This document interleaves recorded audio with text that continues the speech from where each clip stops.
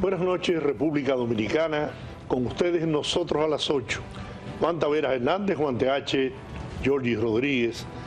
Queremos invitarlos a que nos acompañen en una conversación sobre economía, fundamentalmente sobre la economía en la República Dominicana. Para ello hemos invitado al economista Apolinar Veloz. Él es profesor de la Cátedra de Economía del Instituto Tecnológico de Santo Domingo, INTEC, pero además de eso es investigador del Observatorio Dominicano de Políticas Públicas de la Universidad Autónoma de Santo Domingo. Buenas noches. Buenas noches, Georgie. Buenas noches, Juan. Gracias por la invitación. Fue funcionario importante del Banco Central. Tienes que decir eso también. Sí. No, si por decir eso, entonces 7 años en el Fondo Monetario Internacional. Por eso, claro, entonces hay que decirlo para que la gente lo sepa. Ahora, Apolinar, tú luces muy descansado. ¿Entonces tú no trabajas? Trabajo. Lo que pasa es que ahora lo hago desde la academia. Estoy en el centro de investigación, como muy bien dijo Georgie, en el Observatorio Dominicano de Políticas Públicas de la Universidad Autónoma, y estoy en la Cátedra de Economía del Instituto Tecnológico de Santo Domingo. Y en algunas ocasiones me invitan para que dé mi opinión, y como me invitan para dar mi opinión y la doy, y no tengo ningún tipo de relación, digamos, contractual, entonces puedo, digamos... ¿Y relación partidaria? No. Pienso que para cualquier intelectual dominicano, militar en un partido dominicano significa un límite al desarrollo de las ideas. Porque las ideas en los partidos políticos tienen que ser políticas y tienen que atender al momento. ¿Y cómo estamos nosotros en materia de políticas públicas, a propósito de lo que dices? Bueno. Creo que se han votado políticas públicas adecuadas, si las mismas están supeditadas a la situación precisamente económica del país o de crisis internacional. Mira, lo de adecuado depende de quién esté haciendo las políticas públicas. O sea, si tú le preguntas al presidente, obviamente te va a decir que ha actuado justamente considerando el momento y las condiciones actuales de la economía dominicana. Pero si tú me preguntas a mí, desde mi punto de vista, yo puedo decir, mire, le puedo decir al presidente, mire, presidente, usted ha tomado medidas que han favorecido fundamentalmente a los empresarios dominicanos. No solamente lo ha hecho, sino que además ha nombrado en su gabinete también figuras muy prominentes de ese sector para dirigir las políticas públicas. Y no es que esté mal el hecho de que se nombre a una persona del sector privado para dirigir una institución pública. El problema es la diferencia, digamos, de acción que tiene cada uno en su ámbito. Un empresario busca beneficios. Claro. Y el Estado busca el bienestar social. Y ambos objetivos son contrarios. Por esa razón pienso que un empresario haciendo políticas públicas va a hacer políticas públicas para beneficiarse o él o su sector. Entonces, el gobierno, desde ese punto de vista, abandona lo que es la política social y toma como elemento fundamental y central de su administración lo que es la política para favorecer, digamos, a un sector. Que la política neoliberal que se puso en marcha en los años 90, después del consenso de Washington, y que, digamos, muchos países de América Latina abrazaron. Incluso el ejemplo fundamental de América Latina es justamente Chile. Y Chile ha tenido retrocesos en sus reformas, con una, digamos, movilización popular extraordinaria que ha hecho que algunas de las medidas se hayan echado hacia atrás. Sin embargo, hay que tener en consideración que si la izquierda está ahora mismo gobernando en Chile, la derecha tiene más de 100 y pico de años gobernando y tiene todos los hilos del gobierno y los domina y los conoce, y por esa razón pierde el plebiscito, y por esa razón tiene problemas inmensos en Chile para resolver el problema de las pensiones de los jubilados chilenos. Ahora, el gobierno ha hecho énfasis como política de Estado la inversión público-privada. Es decir, el sector empresarial junto con el sector público, digamos, o el sector político. No puede haber una conciliación entre ambos sectores a la hora de aplicar políticas públicas que favorezcan no solamente el sector empresarial, sino que favorezcan por igual a la población. Mira, uno de los elementos distintivos de las asociaciones público-privadas es el hecho de que se repartan los riesgos de cada proyecto en aquel que tiene la mejor fortaleza para resolverlos. Pero resulta que todas las asociaciones público-privadas que se han hecho en el país, todos los gastos y los riesgos se los corre el gobierno y ellos cogen los beneficios. Entonces así no puede funcionar. O sea, si vamos a tener una asociación público-privada, no es posible tener, Juan, que todos los gastos que se hacen con los dineros públicos no se conozca cómo se gastan, porque cuando cualquier autoridad del gobierno, sea presupuesto, sea el Ministerio de Hacienda, le pregunta ¿en qué usted gastó eso? Le dice, no, es una actividad privada, usted no se puede meter ahí. Entonces la supervisión del dinero público tiene que estar claro, digamos, para todo el mundo. ¿Cuál es el problema de eso también? Que generalmente se piden préstamos para financiar ese proyecto. Tú dices, no, pero lo pidió el sector privado, sí, pero tiene con una garantía del Estado, porque ese contrato le da una garantía al prestatario del Estado dominicano, de tal manera que siguiendo la normativa del Fondo Monetario Internacional, del cual el país es miembro, necesariamente tienes que registrar ese préstamo como deuda pública, que no hace esta administración, de tal manera que nosotros no sabemos cuál es la deuda. Y eso obviamente hace que sea más pesada la administración de las finanzas públicas en la República Dominicana, porque al final de cuentas, no, que faltan 30 millones que no están presupuestados porque hay que pasárselo a la APP fulanita. Y eso hace que sea difícil la administración cuando tú tienes dos personas administrando las políticas públicas con visiones diferentes. Y esa es la idea. Entonces, ¿dónde está la transparencia en todo esto? De la que el presidente constantemente alude. Mira, el presidente, me gustó muchísimo el discurso de transparencia. A mí me parece que eso debe instituirse y que debe haber un respaldo serio de la población a la transparencia. Pero me lastimó mucho el hecho de que anunciara la apertura de su fideicomiso. Y eso entonces cuestiona, digamos, el esfuerzo por transparentar las acciones públicas. Ese es mi cuestionamiento. Yo apoyo la política, obviamente, de transparencia, pero entonces tengo dudas. Y todavía las dudas no se despejarán en esta administración y probablemente en la que viene. Entonces hay que esperar a ver si esa transparencia efectivamente ha funcionado. Por el lado de la justicia, estuve muy contento de que efectivamente se canalizaran todos esos, digamos, crímenes cometidos en contra del Estado, pero sin embargo he visto que en la medida que ha pasado el tiempo, como que se ha comenzado a relajar el proceso y ya prácticamente no sé cuántos quedan detenidos y ya lo soltaron a todos. Pero ya eso es una responsabilidad de la justicia, no del Poder Ejecutivo. No, justamente, tienes razón, pero quien anunció la política de transparencia no fue el Ministerio Público, fue el gobierno, fue el presidente en su toma de posesión. Y eso es importante, y ese fue un mensaje que todo el mundo estaba esperando, porque la Marcha Verde fue esa exigencia popular, que justamente todavía hoy se mantiene. Por esa razón, el PLD y el FUPU no podrán volver al poder, porque sencillamente ellos representan justamente el deterioro institucional y la corrupción en el gobierno dominicano. Como nunca antes funcionó la corrupción en la República Dominicana. Se institucionalizó, era parte de las instituciones. Y ahora, entonces, a partir de ese criterio, y es verdad, sí, el presidente fue reiterativo durante la campaña electoral y posteriormente ya investido de presidente, de que aquí se haría justicia. de que los ladrones irían a la cárcel y que tendrían que devolver lo robado, que devolvieran el patrimonio nacional. No ha sido así.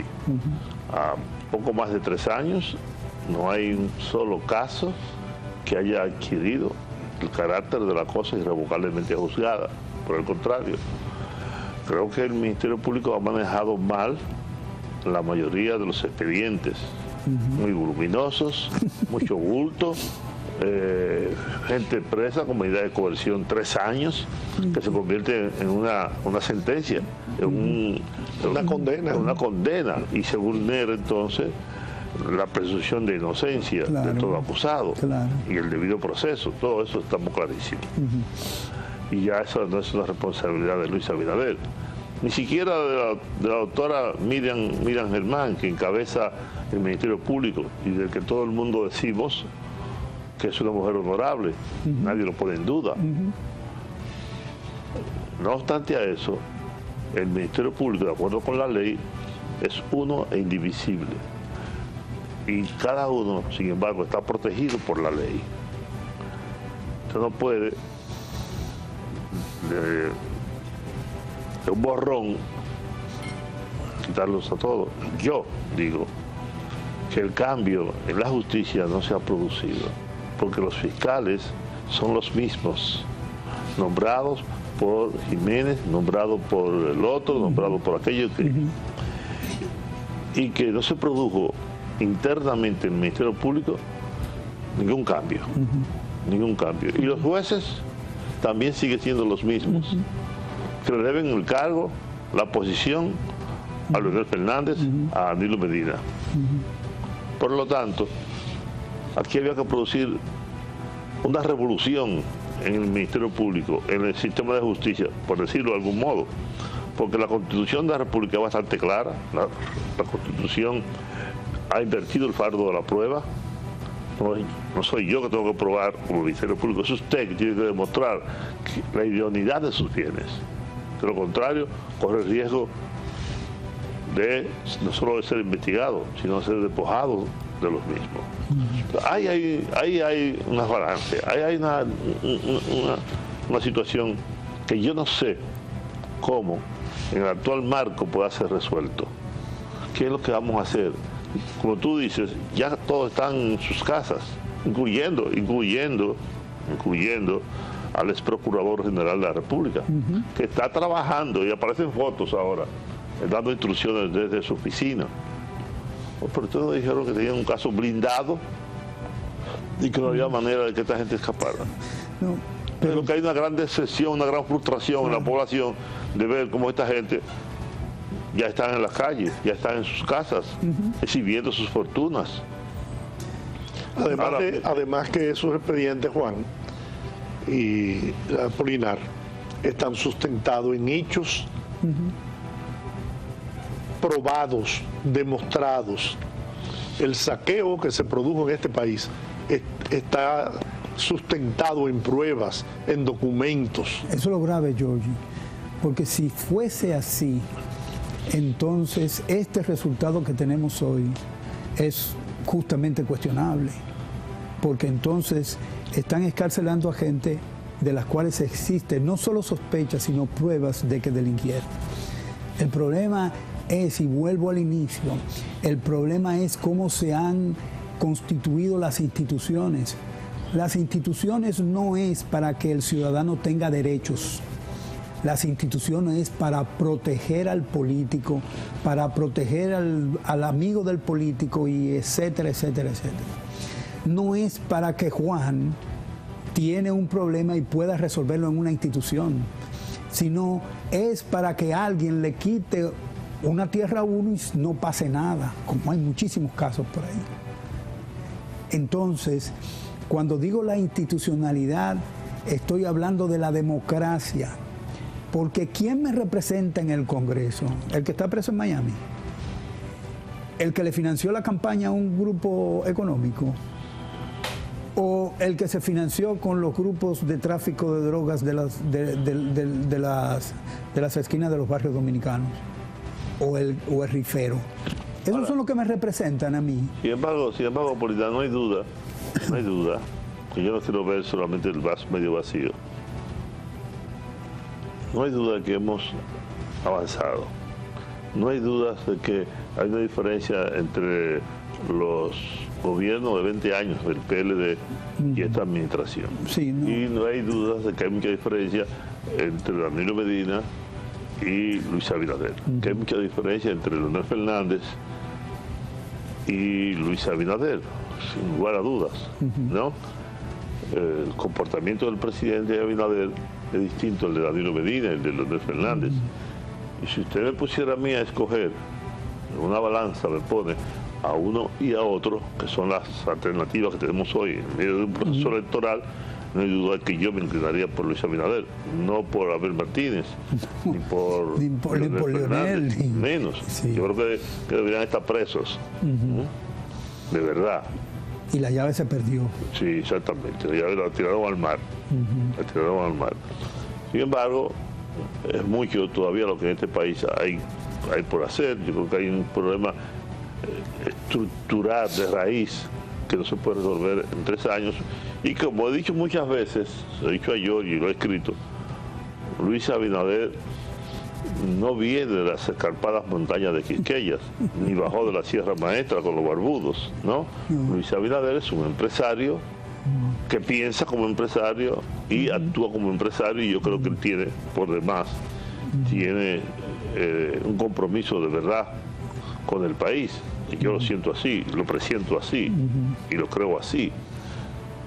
Independientemente de que falta mucho por hacer, mucho por caminar. Y es un problema de visión. La visión que tienes tú, la visión que tengo yo, la visión que tiene el Señor, que es distinta por la ascendencia social.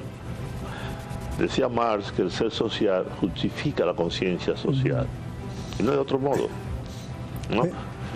Yo, que vengo de un barrio, que nací en San Francisco de Macorís, en una familia muy pobre, muy pobre, no puedo pensar igual que usted, que Jorge Rodríguez, que nació en la ciudad colonial. Yo nací en Villa Juana.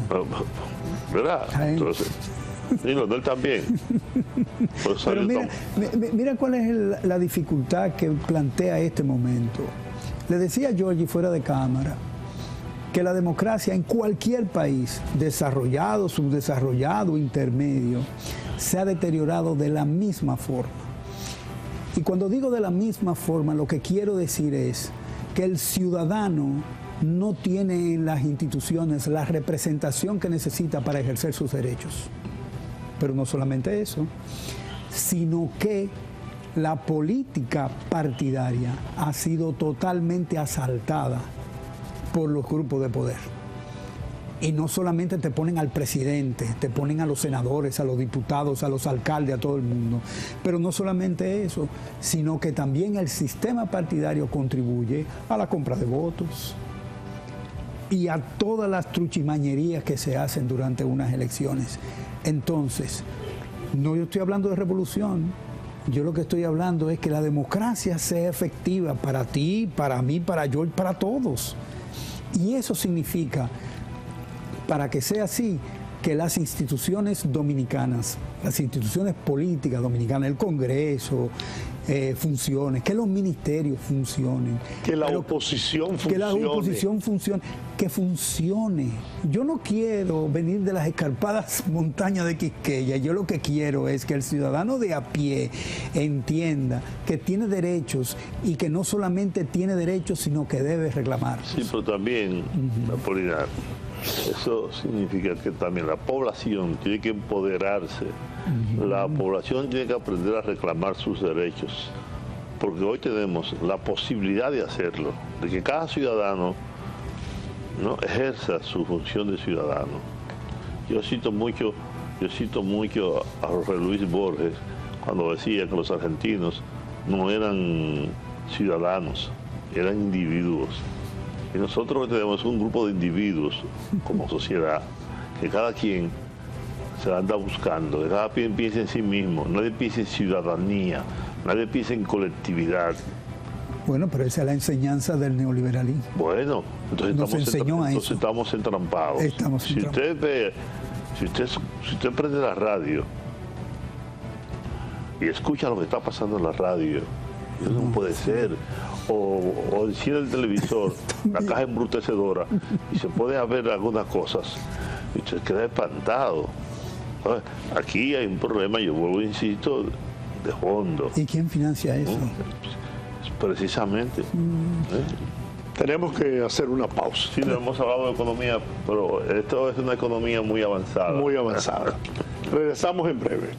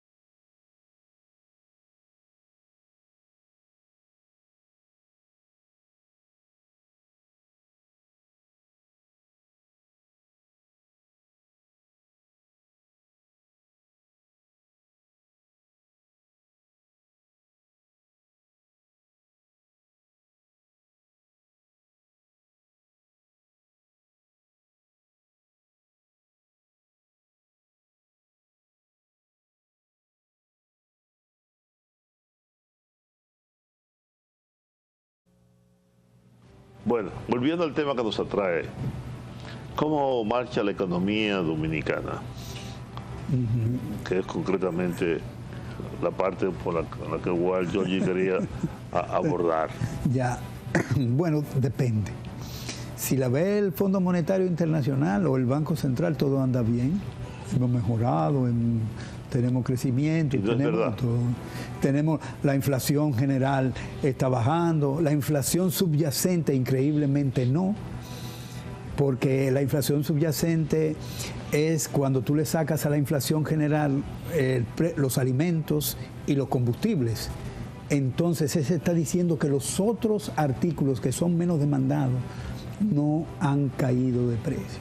Entonces, Ahí influyen muchos elementos, o sea, la economía dominicana es una economía oligopolizada en cualquier sector que usted mire, de tal manera que los precios no tienen la flexibilidad que tienen cuando usted tiene 5 cervecerías, ahora usted tiene varios nombres de cervecerías, pero una sola. Lo que pasa es que ahí no hay oferta y demanda, lo que pasa es que ahí el oligopolio coloca el precio. Es una falacia de la teoría económica que te dice que la oferta y demanda que crea el precio. No, usted no va a una tienda y pone el precio cuando compra, no, ese lo tiene puesto cuando usted llega. Entonces no es verdad que es que el juego de la oferta y la demanda, no, eso no es verdad, eso es la teoría. Y usted puede explicarlo teóricamente de esa forma, pero cuando usted va a la realidad es otra. Entonces, ¿cómo es posible que estemos mejor si en el año de 1998 el 34% del producto lo tenía el 10% de los dominicanos? Estábamos hablando en aquel momento de 100.000 personas. Entonces, según el MEPID, en el 2022, el 55% del producto está en el 1% de la población. Entonces, hay gente... Pero eso pasa incluso en la economía de países desarrollados. En todas. Dice Tigre, uno de esos libros, que... El precio de la desigualdad. Claro, es una cosa increíble. Sí, pero justamente eso es lo que no dice. Y América Latina sigue siendo el hemisferio más desigual de todo el mundo, más que incluso que en África. Y Estados Unidos es el país desarrollado más desigual sobre la Tierra. Y el más endeudado también. Sí. Bueno, pero ¿cuál es el asunto? El asunto es, para que no me digan, que usted está mirando otro sitio, vamos a mirarlo aquí. O sea, tú no puedes tener menos pobres, aunque las instituciones del gobierno dicen que hay menos pobres, teniendo una concentración mayor del ingreso en menos manos. Si se concentró el ingreso, como el ingreso es uno, el de todos los dominicanos, si yo cogí más, a ustedes lo dejé que menos. Eso es claro. Ahora bien, el Ministerio de Economía, Planificación y Desarrollo dice que ellos siguen los estándares internacionales para medir la pobreza. ¿Qué significa eso? Significa que no solamente toman en consideración el salario del individuo, sino también lo que le da el gobierno, sino también lo que le pone el gobierno por vivir en una casa donde no paga renta, ¿no? Y las remesas que recibe del exterior, como si eso fueran ingresos generados por el individuo. El mismo Fondo Monetario Internacional tiene una gráfica que es buenísima, que la publicó en el año 2019, en el artículo 4 de República Dominicana, en la página 6, que establece la relación entre la productividad de los trabajadores y el salario que reciben. Y en el peor de los casos hay una diferencia de 75% entre la productividad que está allá arriba y los salarios que están aquí abajo. ¿Y cómo se resuelve eso también? Pues le dicen el gobierno, los organismos internacionales, tanto el Fondo Monetario Internacional como el Banco Mundial, que a las familias hay que asistirlas. Entonces el problema de la distribución que se da en la empresa, ¿qué hace el empresario? Bueno, pues si el gobierno te está dando, ¿por qué yo te tengo que pagar más? Si el gobierno te está ayudando y te está ayudando con los pocos impuestos que yo pago, porque la mayoría de los impuestos los pagan los consumidores. Entonces, es ese problema distributivo que genera pobreza, no el hecho de que el gobierno le dé a una gente 1.200 pesos para que coma, o 1.300, o le dé el tanque de gas, o le dé esto. El problema es la distribución. El problema es que el empresario gana por no pagar de acuerdo al aporte que hace el trabajador a la producción, que es su productividad, sino también gana porque le pone una tasa de ganancia. Se ha ganado 2 veces. Entonces, necesariamente el resultado tiene que ser la pobreza. Ahora, ¿cuál es la parte positiva de todo esto? Porque el gobierno e incluso organismos internacionales hablan efectivamente de que hemos mejorado en muchos aspectos sociales, políticos, económicos. De hecho, acaban de decir que en materia de respeto por las libertades públicas y la libertad de prensa, somos el país, el primer país en América Latina en esa área. Las zonas francas han vuelto a restablecerse. los niveles de empleo también.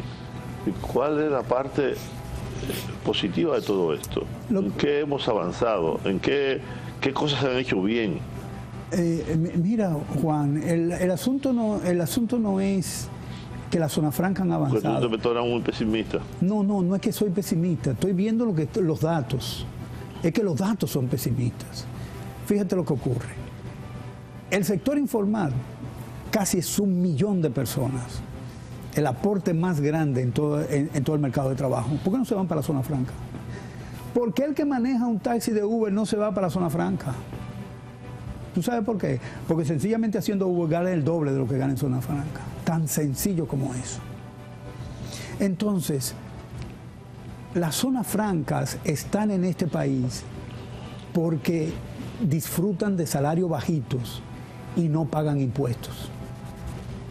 Esa es la verdad. No pagan nada de impuestos. No pagan nada de impuestos. Nada de impuestos. Nada de impuestos. Y vos pones la zona franca. Ah, claro. Y aquí hay muchos empresarios dominicanos que tienen zonas francas justamente para tener sus, digamos, ingresos fuera de aquí. O sea, nosotros somos casi un paraíso fiscal para ellos. No, pero eso lo hizo, no República Dominicana, eso lo hizo la globalización de los 90. Fabricó todo ese entramado para poder, para facilitar que los capitales de los Estados Unidos vinieran a estos países con todas las ventajas del mundo. Y nosotros todavía no nos damos cuenta de eso. No nos damos cuenta de eso. Además, lo único que deja la zona franca es el salario aquí, pero se lleva los capitales. Se lleva los capitales. Por esa razón, tenemos en la cuenta corriente de la balanza de pagos un déficit de 6.000 millones de dólares este año. En los años anteriores no había pasado de 1.200, 1.300 millones, llegó alguna vez a ser 2.000 millones. Tenemos el triple. ¿Y por qué ese incremento? Ese incremento puede ser efecto de la pandemia, puede ser efecto de el incremento de precios que se produjo con la ¿cómo se llama? Paralización de los viajes marítimos. Puede tener muchas cosas, pero lo cierto es que hay pagos factoriales que se están haciendo, que salen de Dominicana, que son mucho mayores de lo que nosotros recibimos. O sea, aquí el Banco Central habla de las reservas, que son 14.000 millones. ¿Y para qué me sirven esos 14.000 millones? Bueno, garantizan por lo menos 6 meses las importaciones. Eso es el problema. Las reservas internacionales deberían... Estabilidad macroeconómica. Bueno, la estabilidad es una característica del equilibrio. Entonces tú tienes déficit fiscal, tú tienes déficit en la balanza comercial y tienes déficit en la cuenta corriente, ¿no? Y tienes inflación. Entonces, ¿cómo es posible que tú me estés hablando de estabilidad? Por el amor de Dios. O sea, yo no te voy a decir que tenemos una diferencia con otros países que tienen problemas políticos y esos problemas políticos se han trasladado al ámbito económico y tienen desorden económico. Aquí eso no se ha producido, afortunadamente. Se ha entendido que esa venta propagandística del Banco Central de que estabilidad macroeconómica, cuando tú vas a ver los principales elementos de la estabilidad macroeconómica, ninguno está en equilibrio, porque la estabilidad es del equilibrio. No es estabilidad como característica de una economía, es la estabilidad del equilibrio que tiene la economía. Si el déficit fiscal fuera cero y de repente hay una pandemia y el déficit fiscal es del 3%, lo que dice la estabilidad es que en el próximo año, en el siguiente año, volvemos a tener un cero de déficit fiscal. Esa es la estabilidad. Tenemos que ir a otra pausa, así que volvemos enseguida en Nosotros a las 8.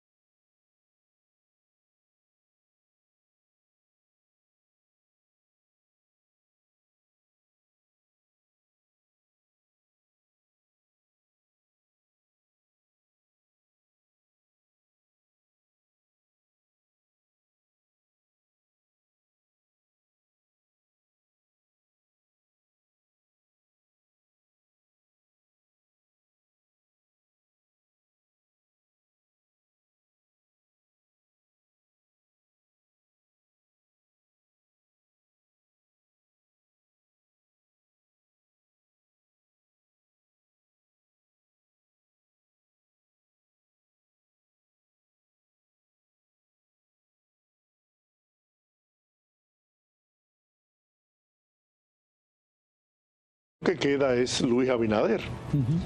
¿Por qué el país debe continuar de la mano del presidente Luis Abinader? Mira, prácticamente me obligas a la respuesta, porque formulada de esa forma, claro, tengo que decir que sin ninguna duda, debe continuar el presidente Abinader, porque es horroroso pensar que vuelva el PLD o que vuelva el FUPU. Cualquiera de los dos es nefasto para el país.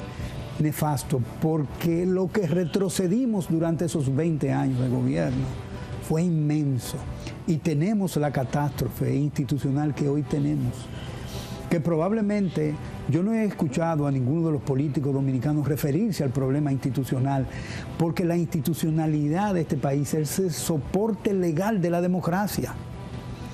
Vamos a ver, se toman decisiones en el Congreso que pueden favorecer a empresarios en detrimento del derecho de otro.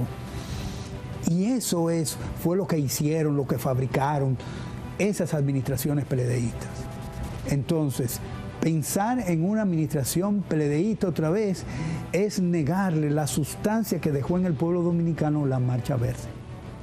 La Marcha Verde tiene eso de importante, que dejó un legado de conciencia a la gente para que no volviera a caer en otro error de esa naturaleza. ¿Está haciendo el presidente el esfuerzo para, como él ha dicho, cumplir con su promesa de transformar el país?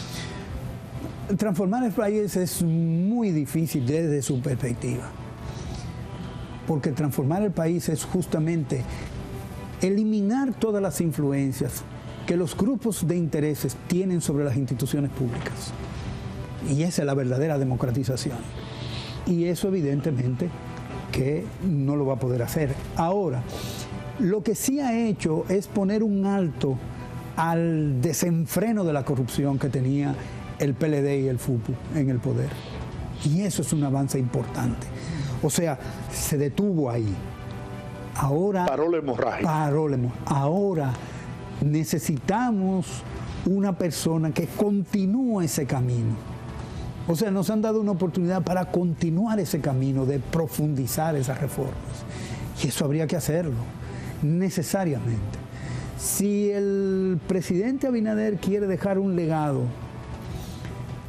positivo, que no tenga ningún tipo de remedio desde el punto de vista del enjuiciamiento de la gente, es esa su principal tarea. La tarea de consolidar y fortalecer, de restablecer y consolidar la democracia dominicana, eliminando todos esos elementos que la hacen infuncional. Eso no solamente pasa en República Dominicana, pasa en Estados Unidos. En Estados Unidos hay gente que hay congresistas que representan a firmas. Eso sí, que cuando se sabe, pasa de escándalo a renunciar de su curul. Pero los hay. Ahora, por ahí quiero preguntarte, ¿qué tanto nos ha afectado la crisis internacional? La guerra de Ucrania, Rusia, la Unión Europea, Estados Unidos, y ahora el nuevo conflicto entre Israel y el genocidio que se está cometiendo en la Franja de Gaza. ¿Qué tanto esos elementos exógenos nos Claro, eso tuvo impacto en los costos de producción dominicanos, porque por un lado hubo un incremento de los precios de los combustibles y eso afectó los costos internos, no solamente para la producción de electricidad, sino para todo el resto de la economía. Eso tuvo efectos inflacionarios, sin ninguna duda. También se detuvo el flujo de materias primas agrícolas, y eso también dificultó la producción internamente. Y desgraciadamente la pandemia nos golpeó duramente. Pero mira una cosa, todos esos son elementos que necesariamente debes tomar en consideración para hacer un análisis sobre la economía dominicana.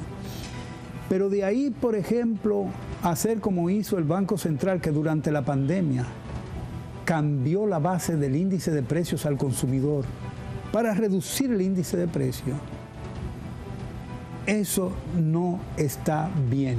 Y obviamente eso se dice que es parte de los resultados de la buena política de administración monetaria del Banco Central. ¿Cómo es posible que estemos tan bien y el Banco Central tenga una deuda de 1.047.000 millones de pesos? Es decir, casi el 50% de la deuda pública externa de la República Dominicana la tiene el Banco Central. Pero el Banco Central le dice al presidente que él está capitalizando al Banco Central. Ninguna empresa se puede capitalizar con deuda. Usted tiene activos y pasivos y la diferencia de estos dos te da el capital. El capital del Banco Central es negativo, entonces no puede capitalizarlo, no lo ha capitalizado a pesar de dos leyes. Entonces, lo que yo quiero es que alguna vez alguna institución pública comience a discutir los problemas como son, no pensando en lo que va a decir el presidente, no pensando en lo que va a decir la oposición que diga lo que quiera, pero pensando en cuál es el objetivo de cada ministerio y la responsabilidad que tiene ese ministerio de cara a la sociedad. Esa es, digamos, el tipo de política que yo quisiera que se hiciese. Y para eso no hay que bajar de las montañas. Para eso hay que subir a las montañas para disfrutar el clima de las montañas, porque eso nos lo va a permitir. Es hora de hacer otra pausa. Eso es fácil de decir, pero muy difícil de hacer en un país como este. Lo que pasa es, Juan, que cuando uno Entre lo ideal y lo posible hay una diferencia muy grande. No, yo no estoy planteando lo ideal, porque lo ideal es bajar de la escapada montaña de Quiqueya.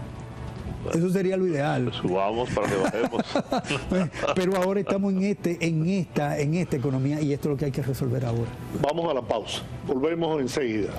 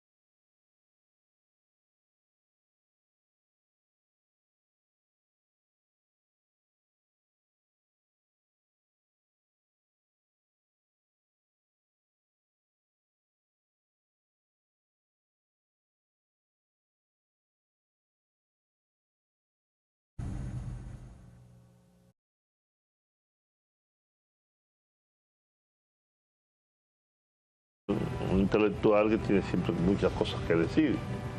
Y como ustedes pueden ver, mis amigos, él tiene una visión crítica de la economía, de cómo se ejerce la economía, de cómo se aplica, y eso siempre será bueno. Siempre es bueno.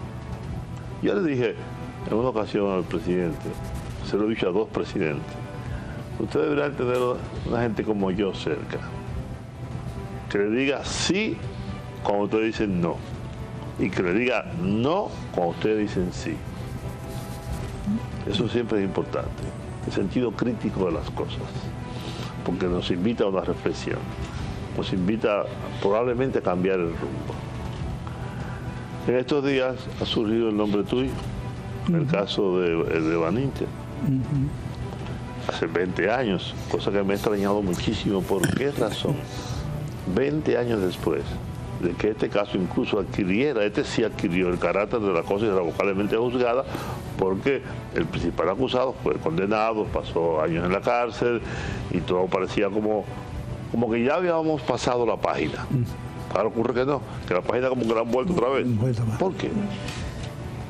Mira, no tengo información para responder, digamos, con toda seguridad de por qué se hizo eso. Ahora, lo que me parece que justamente en esta coyuntura aparezca ese caso, luego de 20 años, luego de una condena de lo irrevocablemente juzgado, en medio de sí, entonces a mí me parece que eso tiene alguna motivación política. Porque hay gente que piensa que repetir las causas de una crisis como la que vivimos en aquella oportunidad le permitiría volver a la presidencia. Yo eso lo dudo mucho, pero no. Y pienso que sí, que es posible que tenga motivaciones políticas ese nuevo expediente. Hablando de eso, Apolinar, ¿tú no crees que también se hace necesario producir cambio en el sistema político dominicano? No solamente en el sistema económico, sino el sistema partidario, el sistema político dominicano, que también se ha degradado tanto la política, pero tantísimo, que por esa razón, por ejemplo, una buena parte de mis hijos no hay quien le hable de política. Yo tengo una hija que es abogada, trabaja en la Junta Central Electoral, que no le gusta la política partidaria. Mis hijos, tengo algunos que son ingenieros, mis hijos ya todos están grandes, y no quieren, salvo uno que coquetea, pero y la juventud, gran parte de la juventud no quiere incursionar en la política, porque ve mucha bajeza, mucho oportunismo, mucha falta de solidaridad, mucha falta de ética. Pero justamente de eso es que hemos estado platicando justamente durante este programa, porque la reforma institucional pasa por ahí también, por los partidos políticos. Los partidos políticos son empresas políticas, no 40 partidos. Sí, por eso. Me decía cosas que en Haití hay 150 partidos. Sí. En Haití, que no es de nada, ni país ni nada. Pero eso es lo que es, porque institucionalmente pueden conseguir un dinerito o pueden conseguir enganchándose con otro partido, pueden conseguir una posición. Y eso no son partidos porque carecen de ideología, carecen de proyecto político, carecen de todo lo esencial para ser un partido político. De tal manera que las empresas políticas, sí, y así, son empresas políticas que tienen clientes y que tienen inversionistas. Perdóname, son MIPYMES. No, son grandes. No de la política. Bueno, hay grandes y hay MIPYMES, ¿no? Hay MIPYMES y hay también monopolios. Entonces, eso es lo que ha hecho. Fíjate la explicación, por ejemplo, que daba un miembro de un partido alternativo que se añadió al PLD. Que hay que hacerlo de esa manera porque el sistema está estructurado de esa forma. La pregunta que yo hago, ¿cuántas veces usted puso en la mesa de discusión en el Congreso una moción para discutir la reforma del sistema electoral dominicano? Así es. Bueno, lamentablemente terminamos esta conversación. Bueno, a mí me ha sido muy grata la conversación y las preguntas muy bien enfocadas y yo he disfrutado del programa. Yo no sé si ustedes, pero... Claro que sí, por supuesto que sí. Bueno, si yo sé que han sido respuestas que la gente ha estado esperando y que van a contribuir a formar al pueblo dominicano, sin duda. Gracias. Apolinar Veloz, economista, profesor de la Cátedra de Economía del Instituto Tecnológico Santo Domingo, INTEC, y también es investigador del Observatorio Dominicano de Políticas Públicas en la Universidad Autónoma de Santo Domingo. Fue miembro por 7 años, ¿no?, del Fondo Monetario Internacional, funcionario de alto nivel en el Banco Central, pero además de eso un economista con una gran capacidad de análisis y mucho talento. Muchas gracias. A ustedes. Amigos, gracias. Hasta una nueva entrega de Nosotros a las 8.